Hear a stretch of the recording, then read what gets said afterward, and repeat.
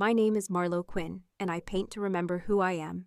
I'm 28, living in a fourth-floor walk-up off Bedford Avenue where the radiator hisses like an angry cat, and the neighbors fight about vinyl versus streaming through the paper-thin walls. Brooklyn, 2023. The galleries feel like cathedrals and casinos at the same time. Holy hush, high stakes. By day, I pour coffees at a shop in Williamsburg with a tip jar that says, rent relief. By night, I layer oils until the canvas hums back at me. Color is a language no one can lie in, or so I thought. I met Eli at an opening where the wine was cheap and the lighting was expensive. He wore a white shirt open at the throat and a grin that said he knew where the off-market studios were and how to talk past bouncers. He said, "I've been following your work." I laughed. "I don't even post." "Exactly," he said. "That's why it feels real." He looked at my hands, stained Prussian blue, like he was cataloging me. I mistook that for love. We started sharing everything: brushes, rent, playlists, nights. He had a gift for doors. They swung open when he leaned on them. "Let me pitch you," he'd say. "You're a comet. You just need a sky." I kept painting. 6 months in, my studio smelled like linseed and hope. The canvases were big, city-sized. Color poured into grids the way late trains pour into stations. In each piece, I hid something small. A stitched initial under a staple, a line of ultramarine that spelled Q in Morse, a hair threaded into the varnish, tiny fingerprints only I would notice. A private joke, a way to leave breadcrumbs back to myself. The night it happened was ordinary. Rain on the fire escape, a kettle forgetting to whistle, Eli saying he had a late meeting and kissing my forehead like he was clocking out. I stayed up until 3 a.m., painting a horizon made of receipts, tearing numbers into confetti and gluing them into dusk. I was giddy with it. When I woke up, the studio felt lighter, not spiritual, physical. Space where there shouldn't be space. At first I thought I'd moved a canvas and forgotten. Then I saw the dust prints on the floor, the rectangle of clean wall, the nail bent like a question mark. 2 of my largest pieces were gone. The room was suddenly a missing tooth. My stomach dropped so hard my knees followed. I called Eli. No answer, no read receipts. A casual cruelty the color of gray. I tore through our apartment like a storm. No canvases under the bed. No canvases in the hall closet. No canvases anywhere I could justify. I told myself he wouldn't. I told myself I knew him. Then I opened his laptop. I didn't snoop before. Love is a kind of religion. You don't check behind the altar. But his password was the month we met. And the universe didn't even make me work for it. Emails, threads, subject lines like consignment and private viewing. JPEGs of my work attached. And a contract. His name on the seller line. My titles, my dimensions, my medium. All glued to his signature like a forgery wearing my skin. The gallery, House of Argus, Dumbo. The date, yesterday. I reread the line where the advance hits his account and felt something in me snap. Clean and quiet. Like a paintbrush breaking in a fist. I called again. Again, no answer. I walked to the mirror because I needed to see the kind of woman who let this happen. My eyes looked older than 28. I whispered, no. It wasn't a plea. It was a refusal of physics. The room, the city, my body all tilted to reject this reality. Then I started shaking. I slid down the bathroom door and ugly cried until my face felt like it didn't fit. Memories rewound in brutal clarity. Eli carrying canvases to help. Eli insisting he handle the boring paperwork. Eli talking about fare splits later. Later is a ghost town. I went to work like a person wearing a person suit. Smiled at tourists. Burned my hand on a milk steamer and didn't even flinch. My manager said, "You good?" I said, "I'm an artist," which was not an answer but felt like one. On my break, I searched the gallery's Instagram. They'd posted a carousel from the private viewing, crowd shots, champagne, a slow pan across a canvas that hollowed me out, my brushstrokes, my horizon of receipts, my secret Q in ultramarine, barely visible at the lower right, like a heartbeat the camera almost missed. Caption, new work by Eli S. Urban elegy, tender grit. The comments were obscene with praise. I scrolled until my thumb ached. In one video, Eli talked about the just-in-time chaos of city economies, like he'd ever balanced a checkbook. I tasted metal. When the shift ended, I didn't go home. I went to Dumbo. House of Argus looked like money learned to stand upright. Concrete floors, a silver desk with a woman behind it, whose haircut cost a month of my rent. I said, "I'm here to see the new works by Eli S." She smiled, professional and empty. "Appointment only." "I'm the reason he has them," I said. Her smile regretted me. "I'm sure the artist would." I laughed. The sound came out wrong. "He's not the artist." The woman blinked, the way people blink when a sidewalk cracks under them. A man in a blazer appeared from the back. He had the kind of face that says the word brand out loud. "Problem?" he asked. "Yes," I said. "Me." He led me into the gallery, not because I had power, but because trouble is a spectacle you move away from the front door. The walls were a choir of my work. I felt my body try to float out of itself. He gestured at the largest piece, the horizon of receipts, now under perfect museum glass. "Stunning," he said. "Eli has a savage tenderness." I stepped close enough to fog the glass. And there it was, exactly where I left it. The faint Q in Morse, stitched into the paint with a sewing needle on a night I thought no one would ever see. Proof beats poetry. I turned to him. "Did he tell you where he studied?" "Wrist," the man said, true like weather. "Did he tell you why there are hairlines of varnish in this pattern?" I asked. "Did he tell you why the ultramarine runs hearts beat hearts on the base layer?" He frowned. "I don't follow." "Exactly," I said. He stopped smiling. "Who are you?" he asked. I put my hand to the glass as if touching the painting could siphon me back into me. "I'm the artist." He exhaled through his nose, a little laugh with no joy in it. "Everyone says that." "Do they say this?" I leaned in and spoke low, not to him, but to the painting. "You were born on a Tuesday in March because the rain wouldn't let up, and I ate cold noodles over you while the glue dried. And I hid the cue because I was scared I was disappearing." Silence. The man didn't have a script for that. He cleared his throat. "If you believe there's a provenance issue, you can contact our legal—" I pulled out my phone. "Already contacting," I said. He reached out a calming hand. "No filming, please." "I'm not filming," I said. "I'm recording." His eyes flicked to the camera light. "I'm recording because he took my name off my life," I said. "And because I'm done being polite." He stepped back, and in that half step I saw fear, or maybe just inconvenience. Same difference. My phone buzzed. A text from Eli. "Where are you? We need to talk." I typed back with fingers that didn't quite feel like they were attached to me. "House of Argus." Standing in front of myself. The 3 dots bubbled. "Don't do anything stupid." I looked around at the room full of my heartbeat he'd priced, like he could invoice my soul. Stupid had already been done, and not by me. I put my hand back to the glass and felt the cool through my skin. And I made a promise out loud, to the painting and to the girl who hid a cue because she feared she'd vanish. "I won't disappear." The man in the blazer said, "Ma'am, I'm going to have to ask you to leave." I smiled, feral and small. I was just about to. Because in the reflection, above my shoulder, the front door opened. Eli walked in. And behind him, a camera crew. The camera lights flared before my eyes even adjusted. 3 people followed Eli in, one holding a boom mic, another with a DSLR rig strapped to his chest, and a woman balancing a clipboard against her hip like she owned the air. Eli spread his arms wide. "Brooklyn, meet brilliance." He was grinning, like this was a performance he'd written. The man with the rig asked, "Rolling?" The boom operator nodded. The woman with the clipboard clapped once. Action. I froze, caught between disbelief and fury. "What is this?" I asked. Eli gave me that same easy smile that once melted me. "This, love, is your debut. The documentary, The Rise of Eli S. And of course, his muse." My voice cracked. "Muse?" He tilted his head like he was speaking to a child. "Don't worry, you'll get credit. Inspiration is a kind of authorship." The room tilted. The air tasted like iron. I wanted to scream, but the camera's red light pinned me like an insect. Rowan, the woman with the clipboard, stepped closer. "We've got 10 minutes before the gallery closes. Eli, maybe stand by the receipts horizon piece?" He strolled to the largest canvas, my canvas, and posed like it had grown from his bones. "Tell us about this one," Rowan prompted. Eli smoothed his shirt, eyes locking on the lens. "This piece is about the transactional nature of survival in the city. Every number a memory, every receipt a confession. I wanted it to feel inevitable."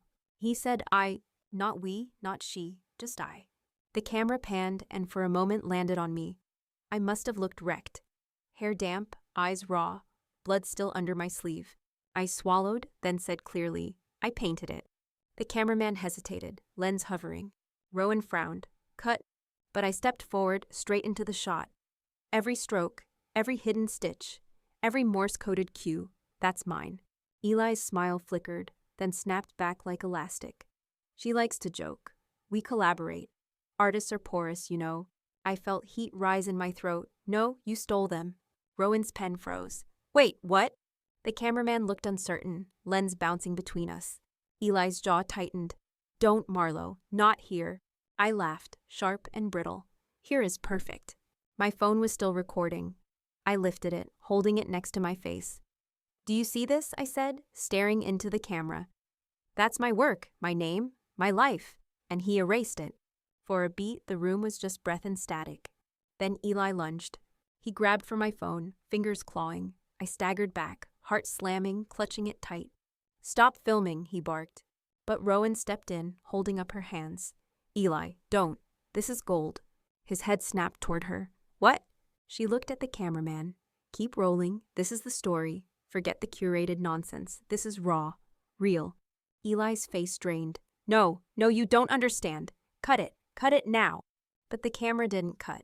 And for the first time, the spotlight wasn't flattering him. It was burning him. I felt something new coil in my chest. Not grief, not humiliation. Power. My voice trembled but grew steadier with each word. He lied to you, to the gallery, to the city. Every brushstroke you see here was mine. I hid signatures in every painting. Ask him to explain them. He can't. The cameraman zoomed in on me. Rowan whispered, Keep going. Eli stammered. She's unstable. She's bitter. She's trying to ruin. I cut him off, loud, raw.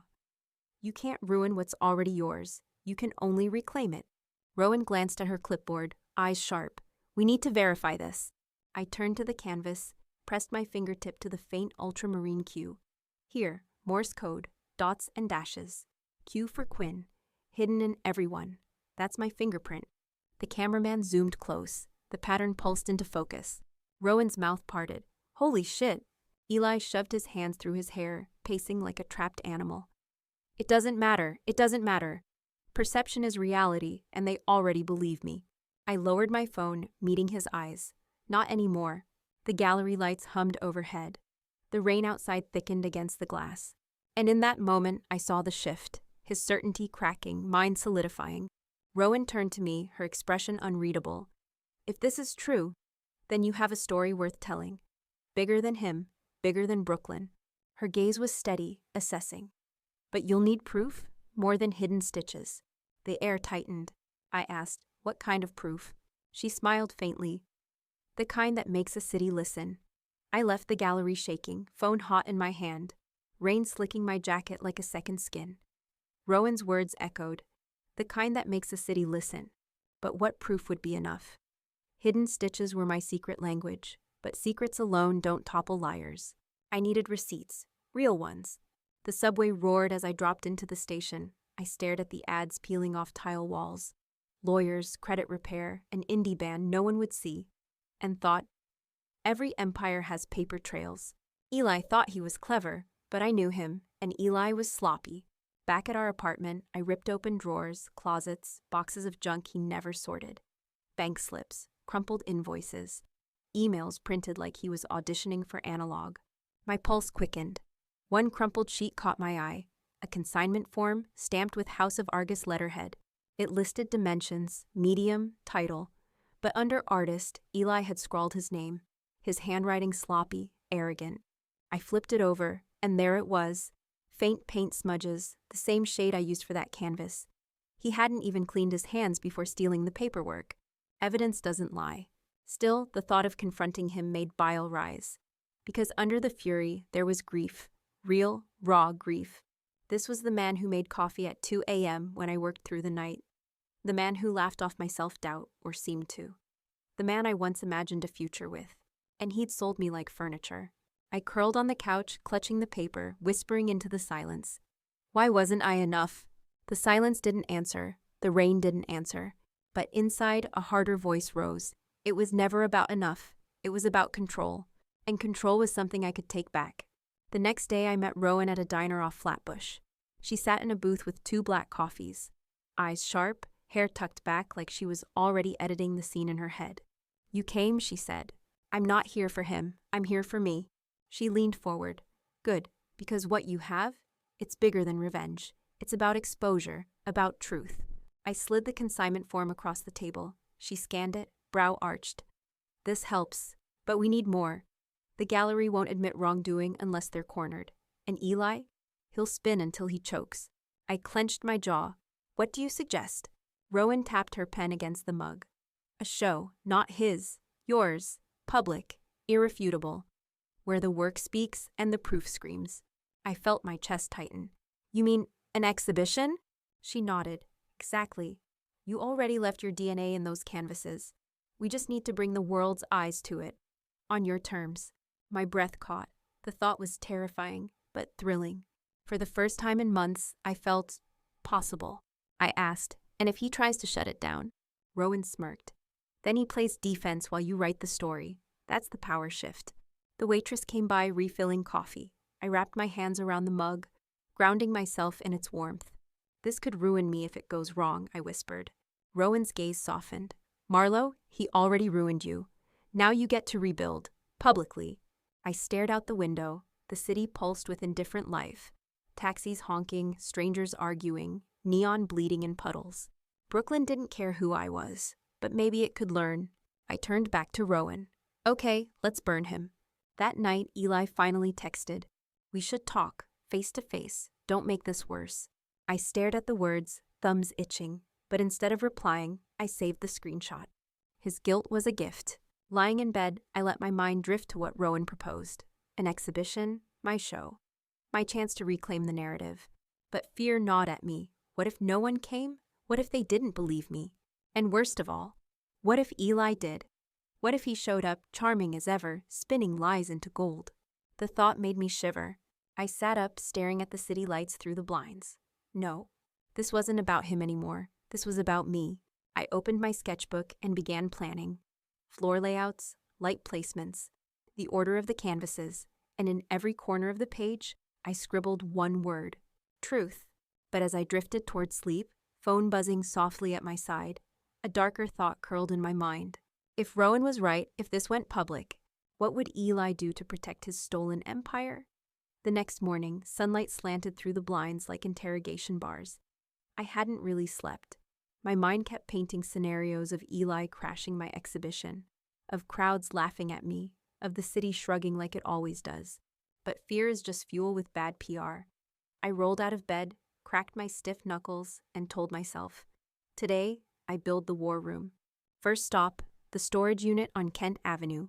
Inside, the metal door groaned like an old witness as I lifted it. Stacks of canvases leaned against the wall, each one a chapter of me. Some were unfinished, raw skeletons of ideas. Others pulsed with color and rage. I ran my hand along the edges, whispering their names like old friends: Rust Horizon, Glass Pulse, Receipt Sky. Each one had a secret. Each one was proof. I snapped photos of the signatures, the Morse code cue, the stitches, the embedded hairs, and cataloged them with dates, timestamps, process shots from my phone's camera roll. If Eli thought the Provenance Trail was erased, he underestimated the archivist in me. Every artist keeps receipts, literal and metaphorical. As I packed the canvases into a rented van, a voice startled me. Need a hand? It was Luis, my neighbor from down the hall. He smelled faintly of turpentine and wore the same paint-splattered hoodie I'd seen 100 times in the stairwell. You paint too? I asked. He shrugged. Graffiti, murals, walls that don't belong to me, he grinned. But I like helping walls that do belong to people. For the first time in weeks, I laughed. Help me load, I said. By noon, the van was full of my truth. Luis offered to drive. I know a warehouse space in Bushwick, he said. A buddy of mine owes me a favor. Could host your show there. Cheap, maybe free. It felt reckless. It felt right. Let's do it, I said. That evening, Rowan met us at the warehouse. The place was raw, exposed brick, metal beams, graffiti tags curling over half-painted walls. This is perfect, she said, spinning slowly. It's not sterile, it's alive. A story wants a stage like this. Luis added, and no gallery gatekeepers, just us, the art, and whoever we invite. I set down a canvas, breathless. For the first time, the idea of my show was tangible. But Rowan was all business. We'll need press, bloggers, critics, maybe even a live stream. Do you trust me with outreach? I hesitated. Trust had teeth now. But then I saw the conviction in her eyes. Rowan wasn't Eli. She didn't want to own me. She wanted to amplify me. Yes, I said. Over takeout noodles, we drew up a plan. Select pieces with visible hidden signatures. Display evidence, photos, process logs, journals, next to each canvas. Invite press with a teaser, the artist who was erased. Time it to collide with Eli's next scheduled showing, splitting the spotlight. The noodles grew cold while the fire inside me burned hotter. Still, as the night deepened, so did the shadows. What if Eli found out early? What if he tried to shut us down? Rowan noticed my silence. Talk to me. I exhaled. He's not just a liar. He's persuasive. People want to believe him. Rowan's gaze sharpened. Then give them something undeniable. Proof beats charm. Luis chimed in, slurping his noodles. And if he shows up, I'll throw him out. He flexed, mock serious. These arms aren't just for spray cans. I smiled despite myself. For once, I didn't feel alone. Later, when Rowan left, Luis lingered, helping me stretch canvases against the wall. He glanced at me, hesitant. You know, people don't forget this kind of betrayal, even if you win. I don't want to forget, I said softly. Forgetting is how I got here. He nodded, like he understood more than he said. By midnight, the warehouse hummed with possibility. Rows of canvases leaned against brick like an army waiting for orders. My stomach twisted. Not from fear, but from hunger for justice. I whispered to them, to myself, this time you'll be seen. As I locked up, my phone buzzed. A new message. From Eli's subject, urgent. If you go through with this, you'll regret it. You don't know who you're up against. The words pulsed like venom on the screen. I stood frozen under the warehouse light, phone in hand, realizing Eli wasn't just threatened. He was scared. The warehouse smelled of dust and possibility. By day, sunlight cut through the cracked windows, laying stripes across the canvases like prison bars. By night, the place hummed with echo, every sound louder than it should be. I stood in the middle of it all, Eli's message replaying in my head. You don't know who you're up against. It wasn't just a warning, it was a threat. And threats meant fear. Rowan arrived the next morning with a folder tucked under her arm. Press kit draft, she announced, sliding it onto a paint-splattered table. Inside were crisp pages, artist bio, exhibition pitch, teaser headline, The Artist Who Was Erased, a one-night show by Marlo Quinn. Seeing my name in bold print nearly knocked me over. That's me, I whispered. That's actually me. Rowan smirked. And it's time the city knew it. Luis wheeled in crates of lighting equipment. Borrowed from a friend, he said with a wink. Rowan barely looked up. We'll need harsh light on the hidden signatures. Make them scream. Think courtroom, not cozy. I ran my fingers over the printed flyer again, the words soaking into me like paint into canvas. For the first time, I felt visible, but the fear lingered. What if he shows up? I asked quietly. Rowan's eyes flicked up. Let him. The more noise, the more coverage. Scandal sells. Luis crossed his arms. And if scandal gets violent, Rowan hesitated. Luis didn't. Then he deals with me. I almost laughed. Almost. That evening, we started hanging the first pieces. Receipt sky leaned against the brick wall, the faint Q stitched into its corner like a heartbeat. Rust horizon stretched wide, colors bruised and beautiful under the industrial light. I whispered to them as I worked, You're safe now. Luis overheard and smiled. Talking to them? They've been ignored long enough, I said. They deserve to hear their own names. By midnight, the warehouse looked transformed. Not polished, not perfect. Raw, like me. Every canvas hummed with defiance. Rowan filmed clips on her phone, already strategizing. We'll release a teaser tomorrow. 2 sentences, just enough to hook. She turned the camera on me. Say something. My throat tightened. Then I spoke. You can erase my name, but you can't erase my hands. Rowan's grin was sharp. Perfect. When she left, the warehouse fell silent again. Luis lingered, fiddling with the lights. I finally asked the question that had been gnawing at me. Do you ever wonder why people betray? He looked thoughtful. Because they can. Because they think they'll get away with it. And because they forget the betrayed still has teeth.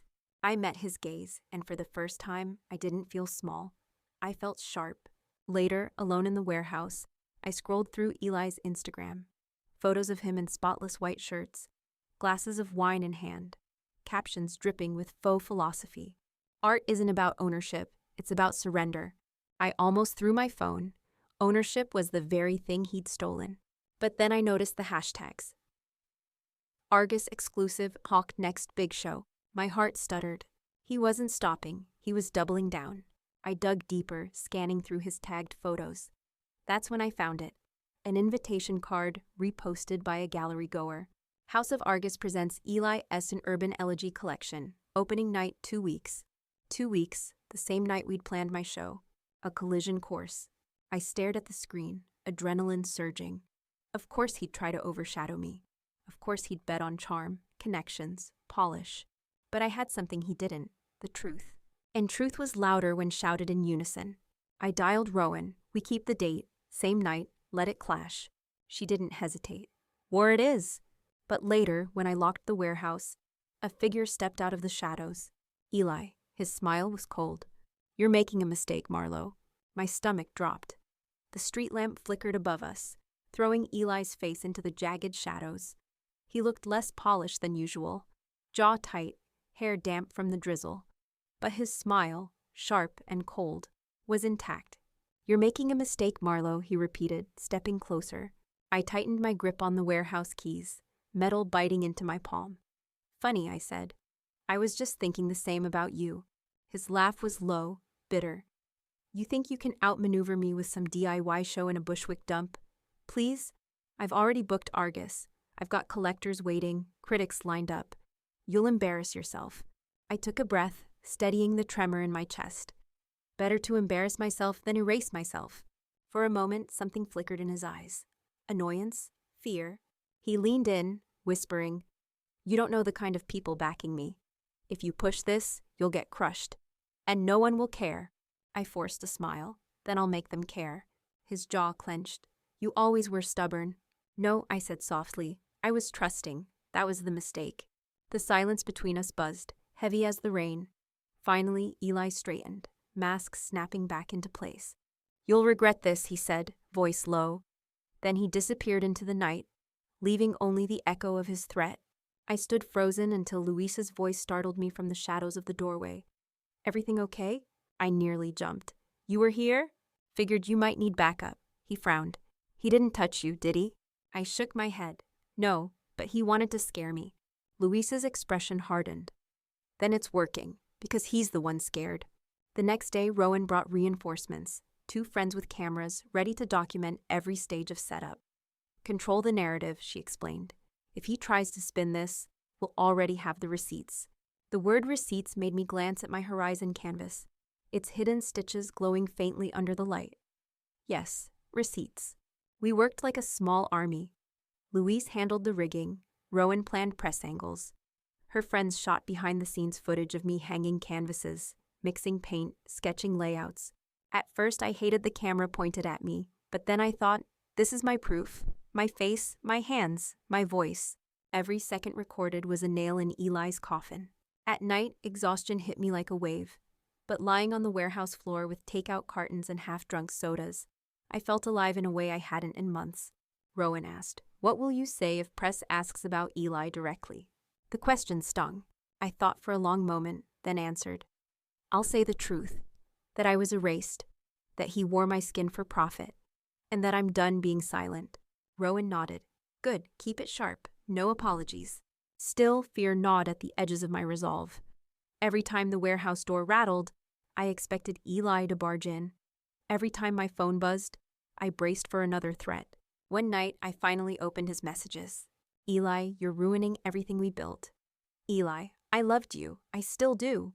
Stop this before it goes too far. Eli, you can't win without me. I stared at the screen until my vision blurred. Then I typed one word back. Watch. The closer we got to opening night, the tighter my chest felt. Flyers had gone out, blogs were buzzing, and people were DMing me, strangers saying they wanted to hear my story. It was working, but the pressure was crushing. Luis found me pacing the warehouse at 2 a.m. You're shaking, he said. I can't stop thinking. What if no one shows up? What if they don't believe me? Luis put a steady hand on my shoulder. They'll show. And even if it's just 5 people, they'll believe because the truth is louder than lies. You've just got to give it a mic. I wanted to believe him. I tried to. But then, 2 nights before the show, Rowan stormed into the warehouse, face pale, phone in hand. "They're trying to shut you down," she said. My stomach dropped. "What do you mean?" She turned the screen toward me. An email, formal and cold. "Cease and desist, from House of Argus Legal Department." They were threatening legal action if I proceeded with my show. The walls seemed to close in. Eli wasn't just playing dirty, he was playing lethal. Rowan whispered, "What do we do?" I stared at the email, hands trembling. And then I said, "We fight louder." The cease and desist email glowed on Rowan's phone like a curse. Every word was designed to intimidate. Unauthorized exhibition, infringement, damages exceeding $250,000. My throat went dry. $250,000 wasn't just a number, it was obliteration. Rowan slammed the phone onto the table. "It's scare tactics, classic. They want you to fold before you even start." Louis muttered, "Yeah, well, it's working. Look at her face." I swallowed hard. He was right. Fear was crawling through me like ice water. But then I thought of Eli's grin. The way he said I'd regret it. The way he sold my heartbeat for a check with his name. The fear boiled into rage. "No," I said, voice shaking but steady. "We don't fold." Rowan's eyes lit up. That's what I wanted to hear. We gathered around the scarred wooden table in the warehouse, legal threat between us like a weapon. Luis leaned forward. "So what's the move? They've got lawyers. We've got duct tape and coffee." Rowan grinned. "And the truth, which is better currency than lawyers when you've got an audience." She scribbled on a napkin, "Live stream, global, uncensorable." My pulse kicked. "A live stream?" Rowan nodded. "He can threaten the show, the space, even you. But he can't erase the internet once it's out there.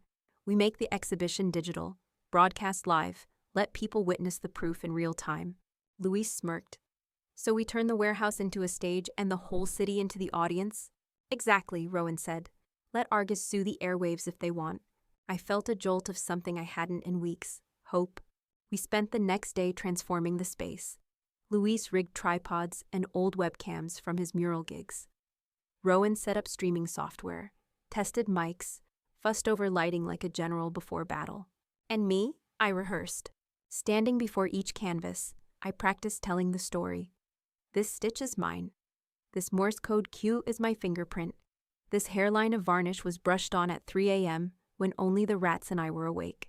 Each word was fuel, each truth a weapon. Still, exhaustion clawed at me. At night, I collapsed on the warehouse floor, curled in my coat, heart pounding too fast for rest. Dreams came jagged and cruel. Eli unveiling my face on a canvas, the audience laughing, my work set on fire while I watched. I woke gasping, sweat cold. Louise handed me a bottle of water, eyes kind. "Nightmares?" "Always," I whispered. "Good," he said softly. "Means you're fighting." 2 days before the show, Rowan announced, "The teaser's out." She turned her laptop so I could see. A blog post, headline blazing, "The artist who was erased, Marlo Quinn fights back." The article was short, tantalizing, hints of stolen work, promises of proof, a date, and a live stream link.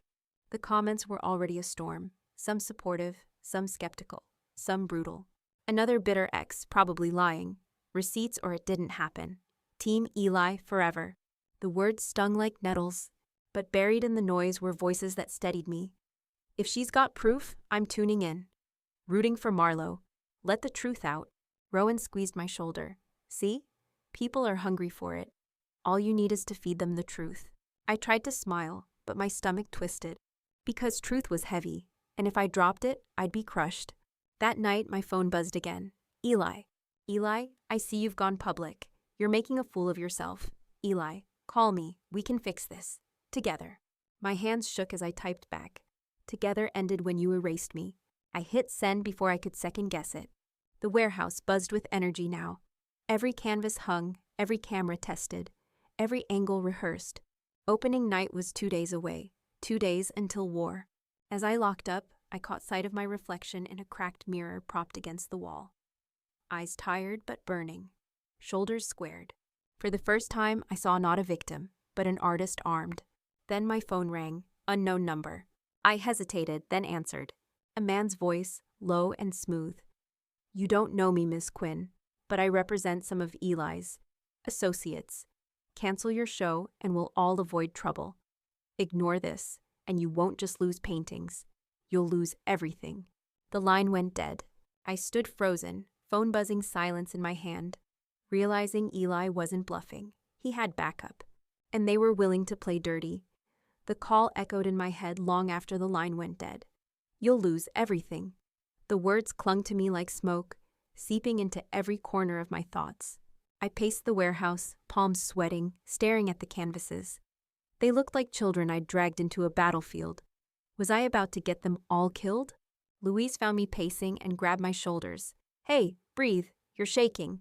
I told him about the call. His jaw tightened, eyes going dark. So they're bringing in muscle now. Fine, let them try. Luis, I whispered. This isn't just about stolen paintings anymore. This feels bigger, dangerous. He squeezed my shoulders harder. Then we fight smarter, not smaller. Rowan showed up 20 minutes later, breathless, phone in hand. I heard too, she said. The threats are spreading. My source at Argus told me Eli's panicking. He's desperate. I blinked. So this was him? Rowan nodded grimly. Of course. Eli doesn't know how to play fair. But listen, desperation means he's bleeding. And predators bleed before they fall. We huddled in the warehouse office, rain tapping the windows like typewriter keys. The plan was set. Live stream, undeniable evidence, one night only. But now, with threats circling us, I felt the walls closing in. What if they shut down the stream, I asked. What if they pull the plug? Rowan leaned forward, fire in her eyes. Then we go hybrid, stream it and record it locally. They can't erase what's already saved. Luis added. And I'll have backups on backups. Old school hard drives, offline. If they want to bury you, they'll have to dig through a mountain. That night, I walked through the warehouse alone. Each canvas loomed taller than me, silent judges waiting for their day in court. I stopped in front of Receipt Sky, brushing my fingers along its surface. Don't let me down, I whispered. But maybe I was begging myself. The following day, Rowan pulled strings. Somehow she convinced an indie journalist collective to cover the show. They thrive on scandal, she explained. They'll love you. The idea made me sick.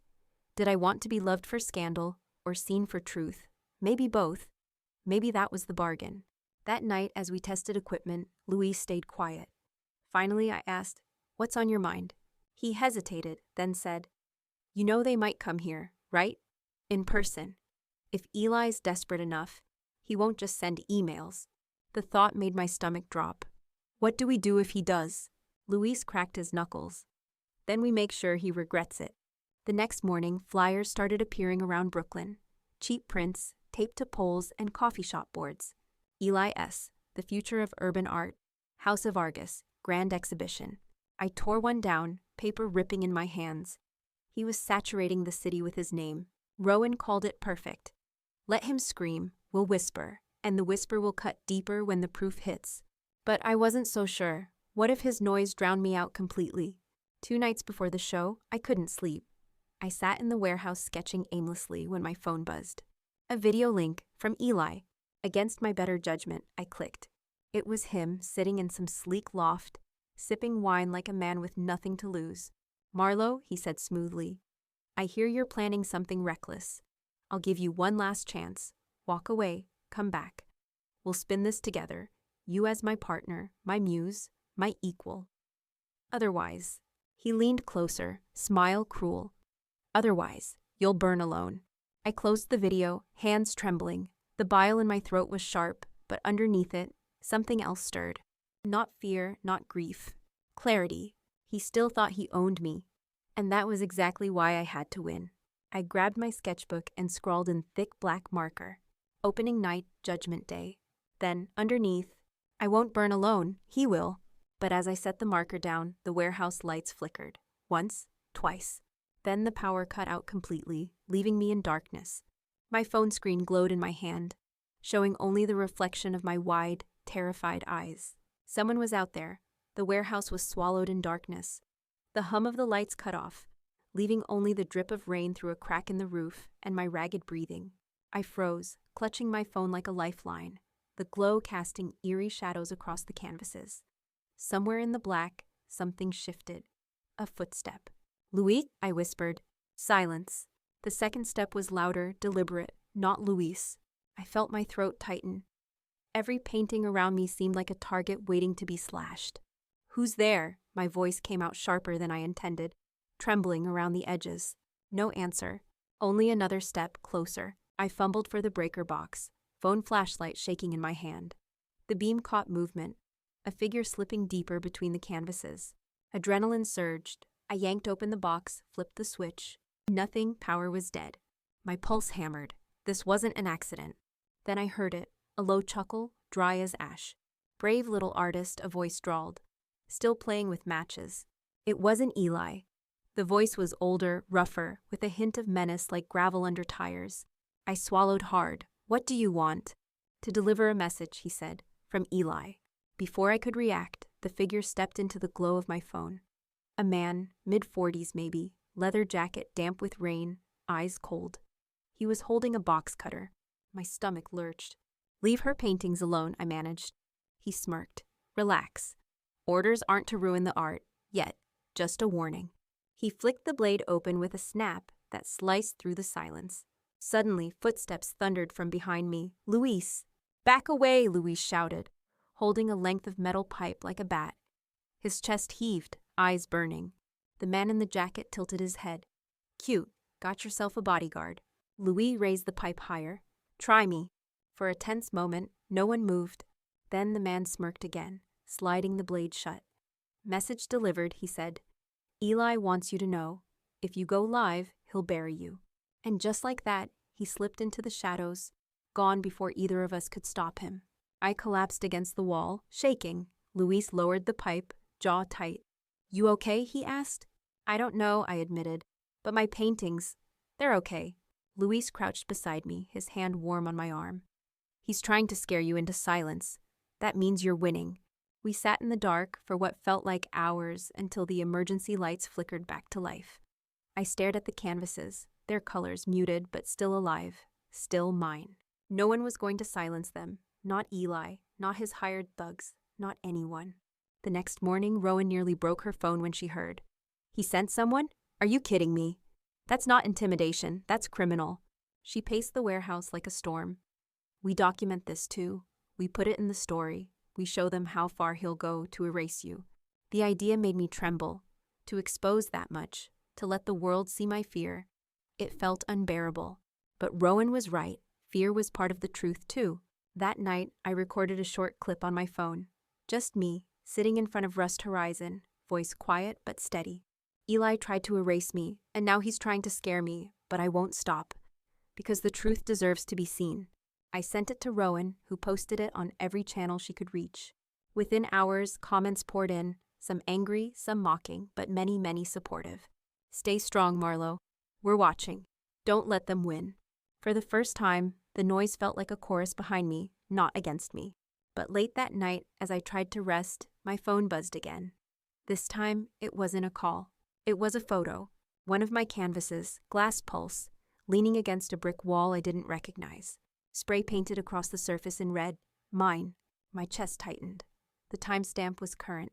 Eli wasn't bluffing. He'd taken one. The photo seared into my brain. Glass pulse, scarred with red spray paint. That single word screaming at me. Mine. My hands shook so badly I almost dropped the phone. Luis rushed over when he saw my face drain of color. "What is it?" I showed him the screen. He swore under his breath. He took one. Rowan arrived minutes later, hair damp from rain, eyes wide with fury when I held up the photo. "That's proof," she said sharply. "Not just theft, vandalism. He's spiraling." But proof felt hollow when my canvas was gone. That painting had cost me months. Nights of insomnia, mornings of raw wrists, evenings of quiet joy. Now it was defaced, branded. I whispered, "He's not just erasing me anymore. He's marking me as his." Rowan's voice cut through. "Then we show the world exactly what he did. Let them see the spray paint, the arrogance. This doesn't weaken you, it strengthens your case." But my chest still ached as if someone had carved the word into me instead of the canvas. The next day, Rowan pushed the story harder. The stolen photo was uploaded alongside my video, captioned, "He took her name, now he takes her work." The post spread fast. Some scoffed, calling it performance art, but others rallied. This is disgusting. How dare he? I'll be watching the stream. The tide was shifting. Eli's name was no longer golden. It was getting tangled with mine, with scandal, with rage. Still, the loss gnawed at me. I walked the warehouse, stopping in front of every other canvas, counting them like children after a fire drill. Rust horizon, safe. Receipt sky, safe. Glass pulse, gone. My throat burned. If he could take one, he could take more. Luis noticed my hands trembling. He won't get another, he promised. Not while I'm here.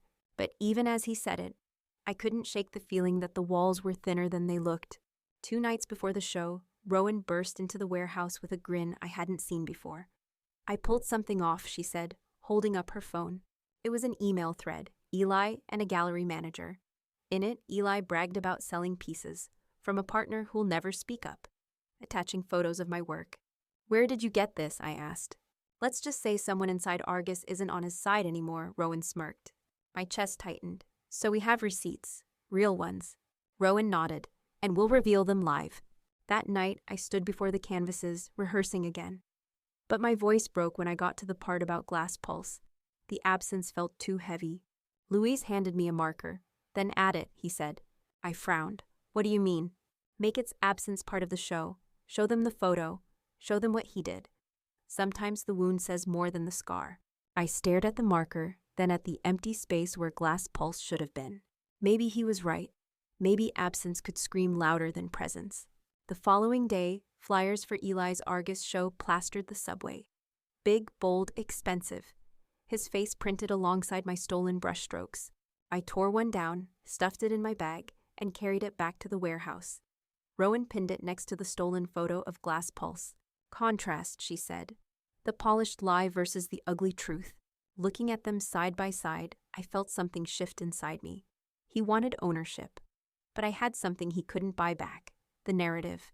That night, as we did final checks, the warehouse buzzed with energy. Lights ready, cameras tested, stream rehearsed. But beneath it all, dread coiled in my stomach. Because Eli wasn't going to let me have this without a fight. Sure enough, just before midnight, my phone buzzed. A text from an unknown number. Opening night won't end the way you think. Watch your back. I stared at the screen, bile rising. Every instinct told me to panic. But instead, I lifted my chin. If he wanted me to be scared, I'd be fearless louder. Let him come, I whispered. Let the cameras see everything. The warehouse smelled of paint and nerves. Every corner hummed with anticipation. Cords taped to the floor, cameras angled, lights dangling overhead like watchful eyes. Tomorrow night would decide everything. But Eli's text kept pulsing in my head. Opening night won't end the way you think. I couldn't tell if it was a threat, a bluff, or both. Luis tightened the locks on the warehouse doors for the 3rd time that night. Fort Knox, he muttered. Nobody's walking in here without me knowing. I forced a smile, but deep down, I knew locks couldn't stop someone like Eli. He had money, people, and arrogance. Those 3 together were more dangerous than any blade. Rowan arrived with 2 thermoses of coffee and a laptop bag heavy enough to pull her shoulder down.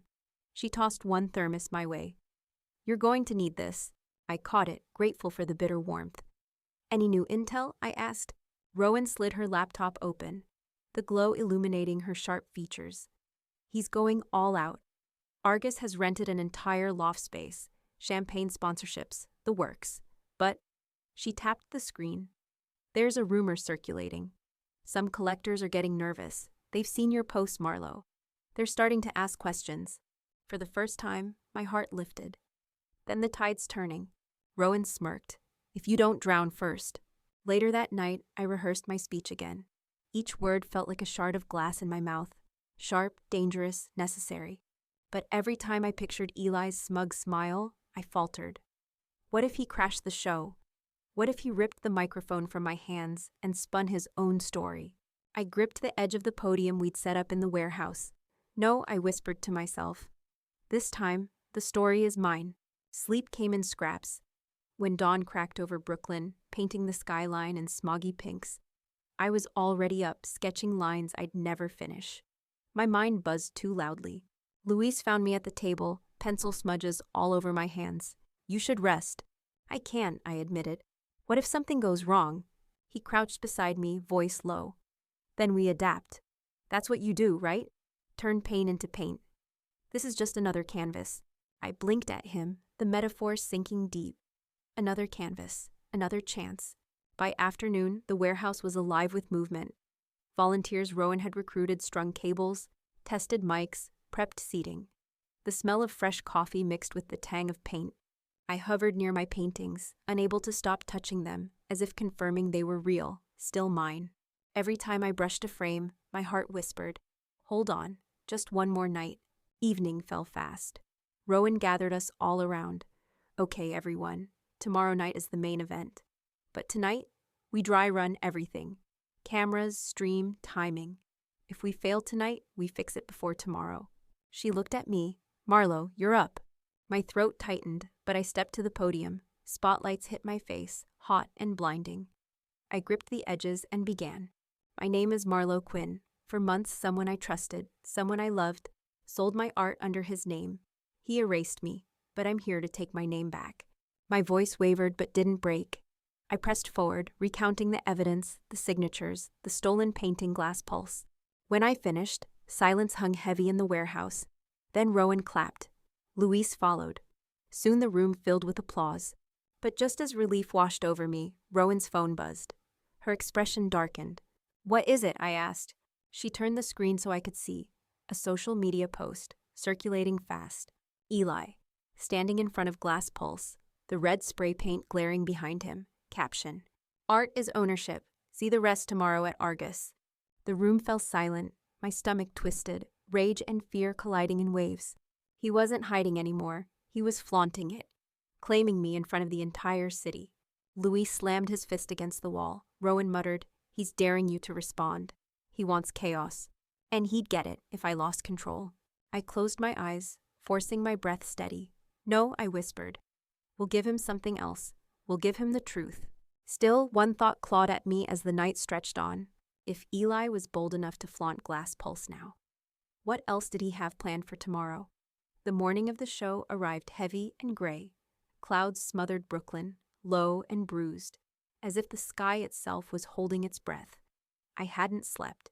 I sat at the warehouse table, staring at my hands, tracing paint stains that would never fully wash out. They were proof of who I was, no matter how hard Eli tried to erase me. Luis slid a coffee across the table. "You ready?" My laugh came out cracked. "Do I look ready?" He leaned forward, eyes steady. "You look like someone about to burn the house down and build her own in the ashes." By noon, the warehouse buzzed with people. Cameras were tested again, lights adjusted, cables taped. Rowan darted around like a general before battle. I stood in the corner, rehearsing my opening line under my breath. "My name is Marlo Quinn. For months." Rowan clapped her hands. "Everyone, tonight we don't just stream art. We stream truth, and truth has a way of catching fire." She turned to me. "Marlo, the world is waiting. You just have to light the match." But as the hours ticked down, a knot tightened in my chest. What if Eli pulled something mid-show? What if he flooded the stream with bots? What if he showed up in person? At 4 p.m., my phone buzzed with a new message, a private number. "See you tonight. I'll be in the audience." My blood ran cold. Eli wasn't bluffing. I told Rowan and Luis. Luis's fists clenched, but Rowan only smirked. "Good. Let him come. The more cameras on him, the better. He won't be able to hide." But I wasn't so sure. Eli thrived on spectacle. He would love nothing more than to twist mine into his. Still, the thought of facing him directly, under the same lights, in front of the same eyes, sent a shiver down my spine. At 6 p.m., guests began arriving. Some were friends of Rowan, others curious strangers, journalists, fellow artists. The warehouse filled with chatter, footsteps, the scent of perfume mixing with paint and dust. I stayed in the back, heart pounding, watching the crowd. Every face looked like it could belong to him. Every laugh felt like it was aimed at me. Then I saw him, Eli, dressed in sleek black, hair perfectly styled, smiling like the room already belonged to him. My chest seized. He moved through the crowd easily, shaking hands, kissing cheeks, ignoring me as if I were invisible. But when his eyes finally flicked toward me, the smile sharpened. He lifted a glass of champagne and a mocking toast. I looked away, forcing my breathing even. Not tonight, I told myself. He doesn't get to win tonight. The lights dimmed. Rowan tapped the mic. Ladies and gentlemen, welcome to tonight's exhibition, The Lost Provenance. Every canvas you'll see tonight has a story, and tonight, those stories will speak for themselves. Applause filled the room. My palms sweated. It was my turn. Louise gave me a nod from the wings. Rowan whispered, "Take it slow. Own it." I stepped to the podium, the lights blinding, the silence thick. Every eye on me, including his. "My name is Marlo Quinn," I began, voice steady despite the storm in my chest. For months my work was stolen. My trust was betrayed. My name was erased, but tonight I take it back. I gestured to the first canvas behind me. The camera zoomed in, live stream feeding it out to the world. This is Rust Horizon. You'll notice the signature, hidden in the underlayers, revealed only under UV light. That's my hand, my mark, and I have proof. A murmur rippled through the crowd as the hidden signature glowed on screen. I moved to the next piece. This is Receipt Sky. Every brushstroke is mine, time-stamped in files, documented from sketch to completion. The evidence is undeniable. Again, murmurs, some gasps. I risked a glance at Eli. He was smiling, sipping champagne, unbothered. But there was tension in the set of his jaw, the way his eyes narrowed. He knew what was coming. Finally, I turned to the empty space where Glass Pulse should have been. My voice wavered, but I steadied it. And here, there should have been Glass Pulse, but it was stolen, defaced, marked. I clicked the remote and the photo filled the screen, the red spray paint, the word, mine. Gasps erupted across the room. Phones lifted, cameras clicked. "This is what happens," I said, voice ringing louder now, "when an artist is silenced, when someone believes ownership means erasure, but absence speaks louder than theft. This painting is gone, but the truth remains." The room fell silent, every eye flicking between me and Eli. Rowan leaned forward, her grin sharp as glass. Luis clenched his fists, ready. "And Eli?" Eli laughed. He raised his glass again, this time speaking over the crowd. "Lovely performance, Marlo, but the only truth here," he set the glass down with a clink, "is that the art the world loves has my name on it. Not yours." The crowd erupted, half gasps, half whispers, phones raised to catch every word. Rowan's eyes lit up. "This," she whispered, "this is the moment." But my blood ran cold, because Eli had just turned my show into a duel, and the cameras were rolling.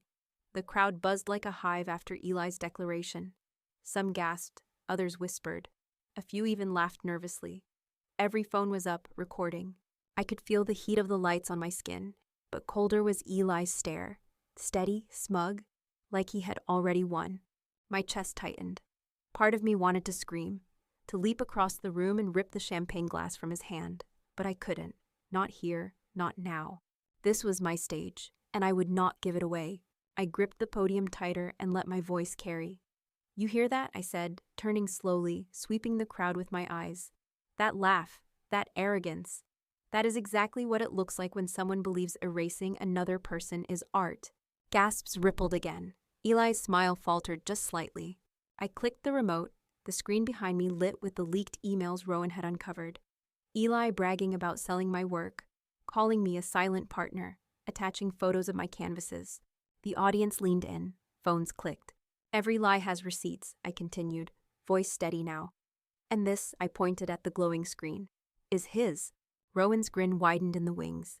Luis's shoulders relaxed just a fraction. But Eli, he rose from his seat, slowly, smoothly. He walked forward, the crowd parting around him like water. "Cute," he said, his voice carrying. "But doctored emails, screenshots, anyone can fake that." He turned to the audience, arms open, the picture of confidence. "And who would you rather believe? A bitter ex, or the man standing here, delivering art the world actually wants?" My throat tightened. The crowd murmured, torn. Some nodded at him, others glared. I felt myself slipping, the ground tilting toward him. No, not again. I forced my chin up. "Then let's not ask who to believe," I said. "Let's show them." I gestured toward Receipt Sky. "Bring the UV light." Louis stepped forward, shining the handheld lamp across the canvas. There it was, my signature, glowing like a secret constellation. The crowd erupted in noise, gasps, cheers, camera flashes. I pointed directly at Eli. "Did you paint this? Did your hand guide that brush? Or did you just sign your name over someone else's life?" Eli's jaw tightened. His smile wavered. But then he laughed again, louder, harsher. "Parlor tricks," he sneered. "UV paint? You could have added that yesterday." I expected the crowd to buy it, but instead, voices began shouting back.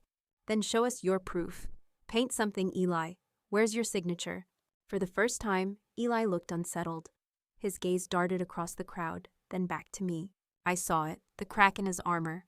I leaned closer to the mic, my voice sharp as glass. "You wanted spectacle, Eli? Here it is.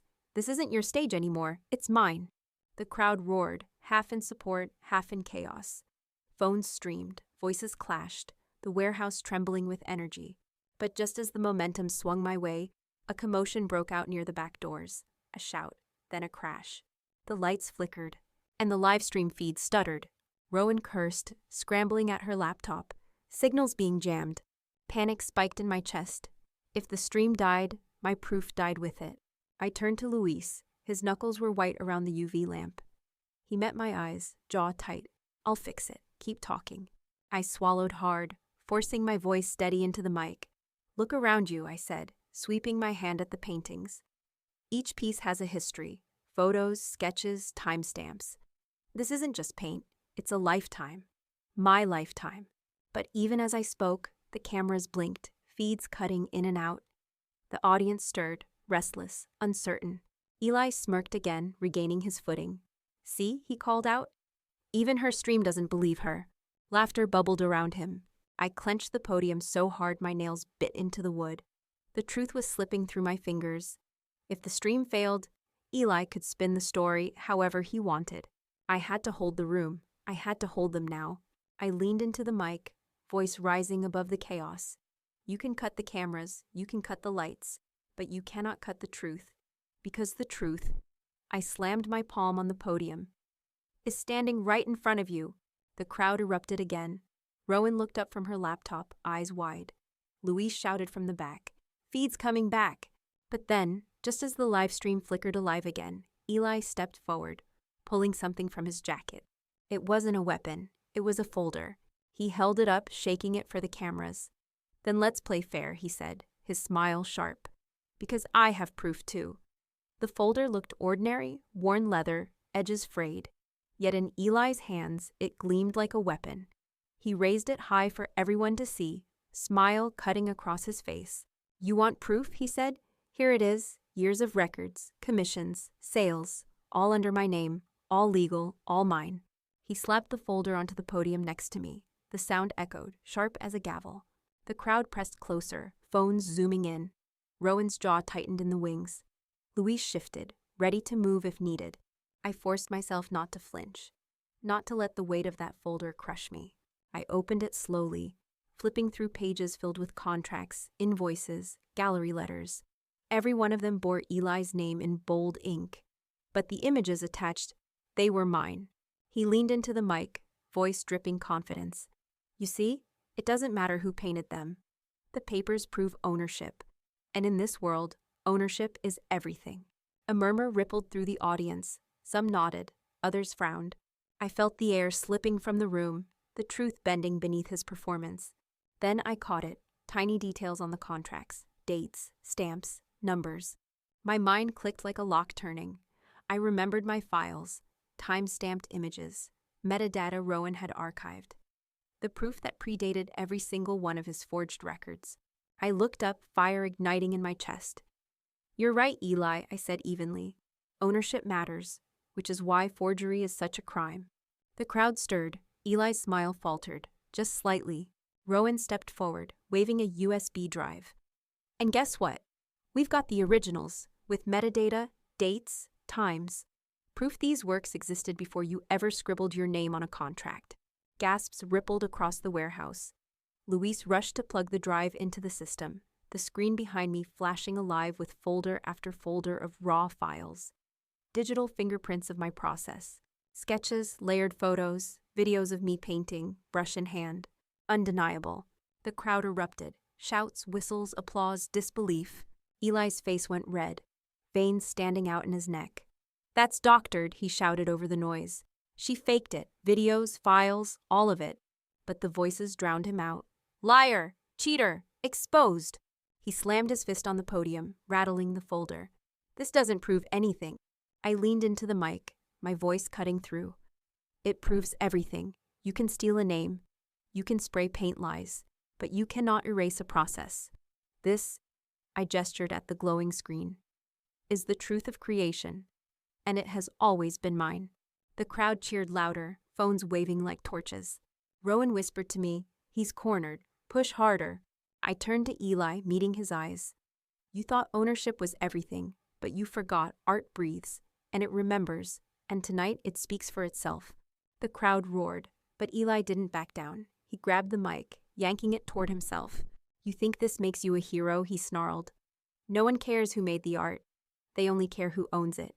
And I own the narrative. I always will." His words rang across the room, bitter and bold. And for a moment, the noise died down, uncertainty creeping back in. Then Louise shouted from the back, his voice booming over the silence. "Not tonight, Eli, not anymore." The crowd turned. On the big screen, Rowan had cued the final file. A video, one Eli hadn't expected. It was surveillance footage, grainy, time-stamped. Eli in a private gallery back room, lifting one of my canvases off a rack, tucking it into a crate. The room went dead silent. Eli's eyes went wide. "No," he muttered. That's not..." But the evidence was undeniable. The thief caught in the act. Phones flew up, recording, streaming, immortalizing. Rowan leaned into my ear, her voice electric. "We just buried him." And she was right. But even as the crowd turned against him, even as Eli's mask cracked, I felt a shiver race down my spine. Because I knew men like him, and men like him didn't fall quietly. The warehouse shook with noise, shouts, gasps, the roar of phones capturing Eli's downfall. The surveillance footage looped again on the big screen, grainy but damning. Eli stealing my canvas. I stood frozen at the podium, my breath shallow, hands trembling not from fear but from the sheer weight of vindication. The truth was out, undeniable. And yet, as Eli's face twisted, I knew this wasn't over. "Fake!" he screamed, lunging toward the screen. He shoved past a guest, nearly toppling a camera tripod. "That's edited. She made it up, all of it." Boos rose from the crowd. "Sit down," someone yelled. "Thief!" another shouted. But Eli pushed harder, wild now, his polished mask shattered. "This is a setup," he spat. "She's nothing without me, nothing." Security volunteers, friends Rowan had recruited, rushed forward, blocking him. Eli shoved one aside, but Louise was already there. He planted himself between Eli and the podium, metal in his stare. "Enough," Louise growled. For a moment, I thought Eli might swing. But the cameras aimed at him froze him mid-breath. He sneered instead, straightening his jacket, though his chest still heaved. "You think this changes anything?" he hissed at me. "The galleries are mine. The buyers are mine. They don't care about your little sob story." I stepped forward, voice steady despite the storm in my chest. "Then let them decide for themselves." Rowan clicked the laptop, switching the screen to split view. My livestream audience count, soaring past 200,000 viewers. Comments flooding in. "Expose him. We see you, Marlo. Justice for the artist." The roar of online support bled into the warehouse, the crowd's energy feeding on it. Eli's jaw clenched, his power slipping through his fingers like sand. But he wasn't done. He leaned into the mic one last time, voice sharp and venomous. "You think you've won? You'll never work in this city again. I'll make sure of it. Every gallery, every buyer, I'll bury you." A hush fell. For a split second, fear gripped me. Maybe he could. Maybe he still had that kind of reach. But then, from the back, a voice rang out. "Not if we stand with her." It was one of the indie journalists Rowan had invited. He raised his phone high, live streaming Eli's meltdown. Others followed, angling their cameras toward me. Suddenly the hush broke, replaced with chants. "Marlo, Marlo, Marlo!" The name rolled through the warehouse like thunder. My name. Eli's face paled. For the first time he looked small. He tried to shout over them, but the sound drowned him. He tried to push forward again, but security held him back. Finally he tore himself free, storming toward the exit, shoving past guests who jeered as he passed. The door slammed, and just like that he was gone. Silence hovered for a heartbeat, thick with disbelief. Then applause erupted, wild, deafening, unstoppable. Tears blurred my vision as I gripped the podium. I opened my mouth, but no words came at first. only the raw swell of everything I'd carried. Betrayal, grief, rage, and now, something else. Relief. When I finally found my voice, cracked, but held. "Thank you," I whispered into the mic. "Thank you for listening, for seeing me, for giving me back my name." The crowd answered with another cheer, louder still. Rowan rushed up, squeezing my hand until my knuckles popped. Luis wrapped an arm around my shoulders, grounding me as I nearly collapsed. I had survived. I had won. Or so I thought. Because as the applause echoed, my phone buzzed in my pocket. I pulled it out, hands trembling, expecting messages of support. But instead, it was another text, no name attached. Just 6 words. "This isn't over. Watch your back." The warehouse had emptied, but the echoes lingered. Applause, chants, the roar of my name. I sat on the edge of the stage long after everyone was gone, staring at my phone, at those 6 words glowing in the dark. "This isn't over. Watch your back." I wanted to believe it was just Eli's last gasp, a desperate bluff, but my gut knew better. Eli wasn't the type to slink away. He was the type to come back swinging. Luis paced the warehouse, metal pipe still in his hand like he didn't trust the night to be quiet. "We should file a report," he muttered. "Police, lawyers, whoever. That threat is real." Rowan leaned against a stack of crates, arms crossed, eyes sharp. "Reports are fine, but tonight proves something bigger. Public opinion is with us. He can't bear you anymore, Marlo. The internet won't let him."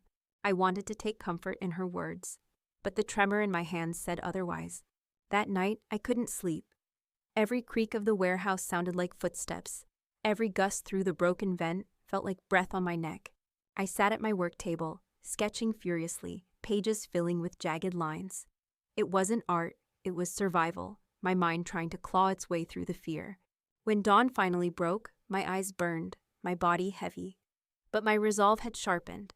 Eli might still haunt me, but he no longer owned me. The fallout hit fast. By noon, articles were everywhere. Art Star exposed. Eli's House of Lies. Marlo Quinn reclaims her name in livestream showdown. Photos of my canvases, my face under the lights, Eli's meltdown, all viral. Hashtags spread, collectors whispered, galleries backpedaled. Eli's empire, once untouchable, was crumbling. But he wasn't gone. New posts appeared under his name, defiant, clawing. "She faked it. I'll prove it. The truth is mine." Some still believed him. The noise didn't vanish overnight. But for the first time, my voice was louder. That evening, Rowan sat me down, pressing a contract across the table. A gallery, one I'd dreamed of, was offering me a solo exhibition, legitimate, under my name. Tears blurred my vision. I traced the letters slowly. Marlo Quinn. Rowan smiled softly. "You earned this. Every brushstroke, every scar." Luis clinked a mug of coffee against mine. "Here's to burning down the lies." But even as I signed, the shadow lingered. Eli wasn't finished. Maybe he never would be. And yet, looking at my canvases, still standing tall despite everything, I realized something vital. Revenge wasn't just about exposing him. It was about reclaiming myself. And I had. Weeks later, I stood at the entrance of my official exhibition. Crowds filled the gallery, cameras flashed. My name etched in bold across the wall.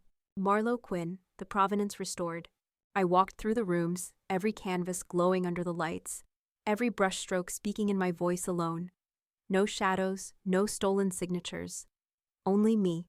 Reporters asked what message I wanted to leave. I paused, feeling the weight of it, then spoke steady into their mics. You can steal credit, you can steal canvases, you can even try to steal a name. But the truth always bleeds through, and art, real art, never forgets its maker. That night, when the gallery finally quieted, I stood alone before Rust Horizon. I traced the edge of the frame, whispering to myself, "I'm still here, and that's enough." My phone buzzed again. Another message, but this time not from Eli. From a stranger. "Your story gave me courage. Thank you." I smiled through tears. For the first time, the darkness lifted fully. This wasn't just revenge anymore. It was rebirth.